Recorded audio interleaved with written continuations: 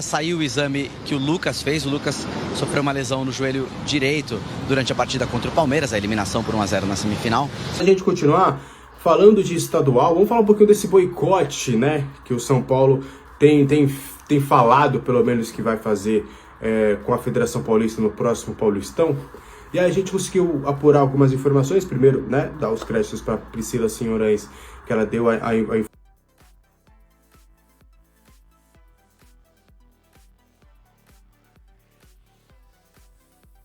Já rebateu isso algumas vezes, mas que pé que está hoje isso? Olha, nós estamos conversando, nós nos conhecemos no ano passado, ele veio para o Brasil querer me conhecer, tive uma grande impressão dele, tive 2 vezes em Londres, conversamos com ele, e claro que o Brasil às vezes ganha uma proporção, quando você fala em acordo operacional, muita gente vai vender, mas isso não existe, o patrimônio é do São Paulo, o São Paulo é majoritário. O que nós precisamos entender é que nesse mercado, eu sou do tempo, e a maioria do tempo que tinha os olheiros, né? Aqueles caras que vinham e traziam o jogador. Hoje nós temos os scouts, e é muito técnico tudo isso. Mas esse mercado ali na base é um mercado que quem tem um dinheiro maior tem resultado melhor, porque ali você negocia com a gente e hoje os clubes já têm sócios. Eu não preciso ter o grego, eu preciso ter alguém que põe dinheiro. Quais são os sócios dos clubes hoje? Os agentes, que tem pedaço desse jogador, o clube não ganha nada. O próprio jogador tem pedaço desse jogador. Então, nós temos que substituir isso com alguém que injete dinheiro e que pode trazer uma perspectiva muito grande ao profissional. Então, para mim, é um acordo inteligente, muita gente já me perguntou, como é que você fez isso que é importante? Por quê? Porque eu vou trazer mais participação. Vou dar um exemplo aqui, eu vendi o Beraldo, o São Paulo tinha 60%. Então, se eu tiver um dinheiro maior, além do jogador ser pronto, que eu posso trazer e logo jogar para o profissional, eu vou ter, dentro de um parceiro que não seja só financeiro, um parceiro que tenha plataforma esportiva, no caso ele tem o Olympiacos, ele tem o Rio Ave e o Nottingham Forest. Veja, nós podemos ser uma ponte aérea mais rápida para a Europa. Então o jogador que está em algum clube, que está sendo formado, ele pode olhar o São Paulo também com um plano de ambição de carreira. Então, agora, é uma conversa. Eu gosto de falar no futebol que tudo que esteja assinado, eu anuncio. Então, isso nós temos que aguardar. Mas as conversas são boas. Existe um prazo para vocês definirem isso? E uma soma do... Existe a conversa com o Vasco, etc. Vocês têm... Ou lá, ou cá? Não, eu desconheço qualquer conversa do investidor com clubes, outros clubes, né? Nós somos muito éticos, estamos conversando isso, já vai fazer quase um ano, né? Quase, ainda temos um tempo, nós estamos conversando há muito tempo. Agora, a nossa proposta de uma academia é uma proposta que vai alavancar o time profissional, vai alavancar financeiramente o São Paulo. O São Paulo, que tem seus desafios, ainda vai apresentar um déficit grande esse ano, mas o São Paulo está atrás de grandes contratos, além desse que se concluir será bom, e outros contratos que nós vamos ter a felicidade de anunciar, quem sabe até o final de março. Qual? Informação do ofício enviado com exclusividade, e aí a gente durante o dia foi, ouvir pessoas para entender esse lado, entender algumas visões, até para a gente trazer algo mais detalhado aqui no canal.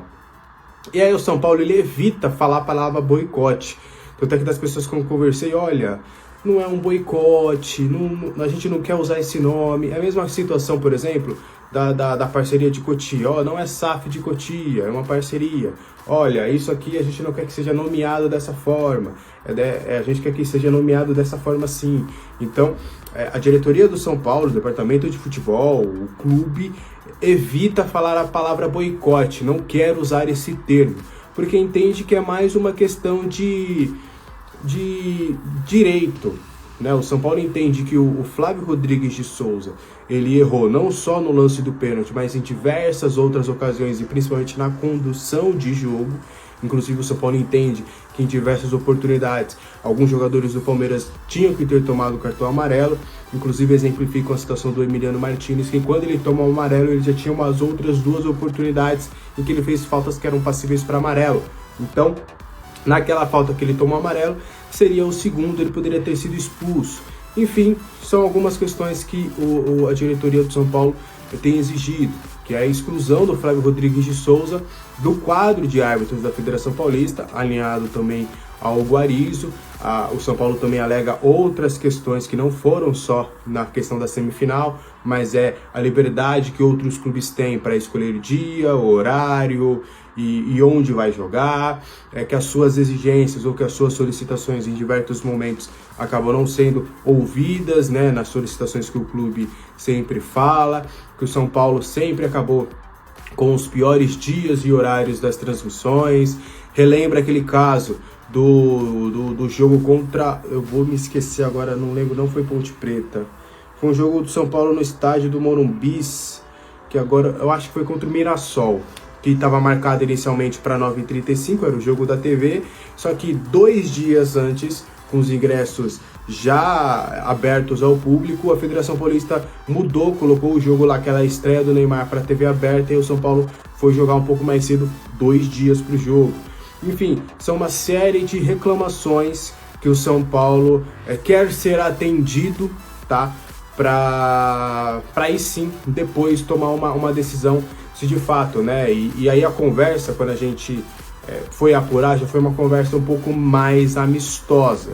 Foi do tipo, olha, não, a gente vai avaliar, tá longe ainda, então não dá pra gente falar que a gente vai com um sub-20 ou com uma equipe B, é uma ideia, é uma sugestão que a gente está fazendo, mas a gente vai avaliar no ano que vem, com a comissão técnica que estiver presente, o que é melhor, se de fato, mas o São Paulo está fazendo tudo isso, pelo que a gente conversou com algumas pessoas, era de que o São Paulo estava dando uma atenção devida, aquela brincadeira que o São Paulo fala de tratar o Paulistão como Copa do Mundo, que a diretoria do São Paulo, o departamento de futebol, sempre tratou o Campeonato Paulista de uma forma que a Federação Paulista acaba não tratando o São Paulo de uma maneira igualitária. Então, o São Paulo tá se sentindo tipo, sabe você, quando você tem assim, você já foi apaixonado? Você já foi apaixonado por alguém que você fazia mais por esse alguém do que esse alguém devolvia pra você. Então é mais ou menos isso que o São Paulo tá sentindo nesse momento, entendeu? Então o São Paulo tá tipo, ó, ou você me valoriza, ou eu vou, irmão, vou pular fora, entendeu? Eu preciso viver, entendeu? Eu preciso conhecer novos campeonatos, preciso ter novas situações. Então o São Paulo tá mais ou menos nessa forma, brincadeiras à parte, tá? Então o ofício enviado para a Federação Paulista, que tem uma série de exigências, além disso, é muito para que o clube sinta-se que de fato é importante para a Federação Paulista, coisa que não tem acontecido pelo menos nesses últimos dias e principalmente nesse Paulistão de 2025. Combinado? Bora continuar trazendo informações? Lucas Moura e Alan Franco, né? Os dois foram constatados com traumas, né? O Lucas no joelho esquerdo e o Alan Franco no braço direito. Eu posso estar confundindo as bolhas aqui agora. Mas os dois, o Lucas no joelho, o Alan Franco no braço. Eles estão com traumas ali naquelas regiões e então eles não participaram da reapresentação do grupo. Eles vão ser avaliados diariamente pelo departamento médico para saber, né, em que grau eles estão. É quase como se fosse esses traumas, é quase como se fosse dores. As dores, por exemplo, do Rodriguinho, ou quando o jogador está fora por desgaste. São casos que são sempre avaliados diariamente. Então evitam colocar um prazo de retorno, mas a gente insiste, a gente vai lá, a gente conversa. E aí a tendência, a expectativa, né, por mais que Lucas Moura e Alan Franco hoje sejam dúvidas para o confronto contra o Sport no dia 30 pelo Campeonato Brasileiro, a situação do Lucas Moura é de que ele deve ter condições de até lá estar 100% recuperado. A gente está falando aí de mais de 2 semanas, então ele deve, sem problema nenhum, estar disponível para esse confronto. O Alan Franco também, mas com um otimismo um pouco menor.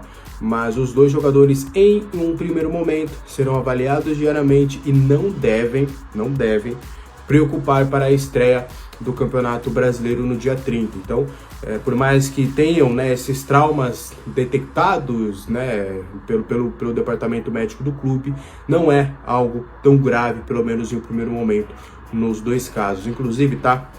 São Paulo não deve realizar amistosos nesse período aí que vai ficar sem jogos, tá?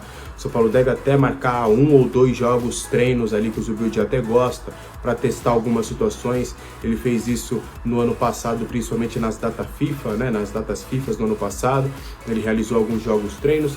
Ele gosta disso e provavelmente o São Paulo vai marcar jogos treinos, mas amistoso de fato, como alguns clubes têm feito, né? Botafogo, Cruzeiro, o próprio Santos parece que está marcando um amistoso contra o Curitiba. O São Paulo não pensa em um primeiro momento marcar algum amistoso com alguma equipe, não. Vai ficar realmente restrito aos trabalhos do CT da Barra Funda. O Zubeldia vai trabalhar com o elenco e aí pode fazer um ou outro jogo treino, já se preparando para o restante da temporada ali após a eliminação no Campeonato Paulista. Beleza? Pra gente continuar, 2 situações importantes. A segunda eu vou deixar com exclusividade para depois. Luan no Mirassol. Vamos explicar um pouquinho sobre essa história, o que aconteceu. Foi inclusive uma informação dada com exclusividade pelo meu amigo, o Matheus Avelino, lá do Nação Tricolor. Ele falou primeiramente sobre esse tema e aí a gente foi destrinchar um pouquinho para entender por todas as partes. Conversei com o pessoal do Mirassol que desconversou, tá? Eu até queria trazer um pouco mais de uma riqueza de detalhes com as pessoas que eu procurei do Mirassol, inclusive foram 2 pessoas importantes lá do Mirassol, para entender se de fato o que tinha, se tinha algum interesse de fato. Foi meio que um desconversou, nem desmentiu e também não confirmou, mas fica aí o registro de que a gente também procurou as pessoas do Mirassol para falar sobre esse assunto. Já do lado do staff do jogador, afirmam que é natural, ele tem recebido algumas sondagens, ele está treinando e está treinando bem fisicamente lá em Separado, no CT da Barra Funda. Ele gostaria de ter uma oportunidade no São Paulo, mas já ficou claro para ele e para o staff de que ele não terá oportunidade com a camisa do São Paulo, mesmo tendo um contrato até dezembro de 2026. Então, naturalmente, tem aparecido diversas equipes procurando a situação do Luan, querendo saber valores, o objetivo do Luan, o que ele espera, se ele tem interesse em vestir a camisa dos clubes, e o Mirassol teria sido uma das equipes que realizaram essa sondagem. Essa sondagem ainda não passou disso, tá? O Mirassol ainda não evoluiu em qualquer tratativa em termos de negociação, não abriu negociação nem com o staff e nem com o São Paulo, mas a princípio o negócio só rolaria por empréstimo, até porque o Mirassol tá voltando agora para a Série A, né? Então tá numa realidade financeira aí de não gastar muito. Então hoje o Mirassol não teria condições de fazer uma proposta oficial pelo Luan e também não teria interesse de fazer uma proposta oficial pelo Luan para pagar os seus direitos, para ser uma compra junto ao São Paulo. Então seria no mecanismo de empréstimo até o final da temporada, até poderia colocar ali uma opção de compra fixada em contrato, mas o Mirassol, que hoje está na Série A, está fazendo toda a sua preparação para a Série A, fez uma consulta, quis saber mais informações relacionadas ao Luan, mas até o momento não houve uma proposta oficial. Vamos aguardar as cenas dos próximos capítulos para saber se de fato qual que será o destino do Luan em 2025. O fato é que ele não será jogador do São Paulo Futebol Clube, pelo menos dentro de campo, já que em contrato ele ainda tem mais 1 ano e meio como jogador tricolor. Pra gente fechar, Supercopa Feminina. O São Paulo vai pegar o Corinthians, né? Já foi confirmada, a final da Supercopa Feminina já foi confirmada. As datas, o horário, o local da partida ainda não estão definidos. Mas a gente conversou, eu vou até aqui pegar a mensagem bonitinho, que a gente conversou com o pessoal do Departamento de Futebol de São Paulo. O São Paulo vai pegar o Corinthians, né, na Supercopa Feminina. O São Paulo tem a vantagem do mando de campo e pode escolher onde vai jogar. E aí o jogo ainda não tem data e horário definido, tá? Mas a tendência é que o jogo aconteça nesse próximo sábado. E existe a possibilidade desse jogo acontecer no estádio do Morumbi. Pelo menos é o desejo do departamento de base. Departamento, porque às vezes o São Paulo mistura alguns profissionais de base e de feminino, mas agora está separando. Mas do departamento de futebol feminino, de solicitar a direção do São Paulo, a presidência do São Paulo, a utilização do gramado do estádio do Morumbi para essa partida. Até porque o São Paulo vai voltar a jogar no Morumbi somente no dia 30. Então vai ver a viabilidade, né? Se o São Paulo não vai trocar gramado, se vai fazer alguma coisa ali já pré-agendada, para entender qual que vai ser essa agenda do estádio do Morumbi nessa semana, para ver. Isto colocado, Eu vou ter uma resposta capitalista para você, Matheus. A Federação Paulista de Futebol paga uma cota altíssima para os clubes jogarem o Campeonato Paulista. Porque um dos motivos, às vezes, para uma federação valorizar o próprio estadual é o quanto ela paga, o quanto é rentável jogar o torneio. São Paulo tem com a Federação Paulista, até que se prove o contrário, uma relação muito boa. Muito boa. Então, acho que nesse primeiro momento, São Paulo está fazendo um barulho para jogar para a sua própria torcida, para a galera, na seguinte situação. Nós fomos prejudicados pela uma arbitragem que errou grosseiramente contra o Palmeiras e agora estamos cogitando, entre aspas, tirar o time de campo no Paulista, boicotar o campeonato, pedir a exclusão eterna do Flávio Rodrigues de Souza para jogos do São Paulo. Ok, como barulho, como satisfação para a torcida, tá aí, isso aí está tudo colocado. Agora, na prática, a coisa não é tão simples assim. Há uma cota muito alta paga aos clubes, os clubes sabem disso, os clubes também por isso valorizam o Campeonato Paulista. Vamos devagar. Por enquanto está tudo muito no calor da reclamação, todo mundo tendo que dar uma resposta para mostrar que aqui tem comando. Eu não embarco muito nessa não a médio e longo prazo. E essa história de pedir exclusão de árbitro é um precedente... Muitos já pediram. Perigoso. E geralmente há um sucesso, né, Matheus, a curto prazo. O São Paulo não pode pleitear com o Flávio Rodrigues de Souza nunca mais apite jogos do São Paulo. Talvez o Flávio Rodrigues de Souza, nos próximos meses, não apite jogos do São Paulo. Do Brasileiro, se tivesse jogo no Paulista para o São Paulo disputar, mas nunca mais apitar um jogo do São Paulo, também e pedir, por exemplo, uma exclusão geral da federação. Acho que isso não existe também. Para mim, boicotar é não participar, tá? Para mim, o boicote é isso. Quando a gente vê isso acontecendo em, enfim, manifestação, a maneira como é colocado o assunto, para mim, boicotar é não participar. Você boicotar colocando o seu time sub-20 ou colocando jogadores reservas, enfim, qual seja a estratégia, para mim é você desvalorizar o próprio produto. Então assim, eu não ligo para esse campeonato, vou colocar essa galera que está aqui. Não, essa galera que está aqui é a sua equipe sub-20 que provavelmente pode alimentar o seu principal. Então você vai fazer o quê? Você vai colocar o seu time sub-20 e vai falar para eles, não é para jogar com intensidade, não é para vencer partidas. Isso não existe. Porque, e se o São Paulo, ainda assim com a equipe sub-20, vamos supor, consegue um desempenho fantástico no Campeonato Paulista, também não vai comemorar? Então, assim, o caminho que o São Paulo toma, para mim, nesse sentido, tô com o Prates, para mim não vai acontecer. Eu acho muito difícil, a gente já ouviu muitas vezes essas promessas, essas reclamações de, não, vamos boicotar, vou pedir exclusão, E, de fato, não acontece. A gente está há 1 ano até o campeonato, muita coisa pode acontecer, mas, para mim, boicotar é não participar.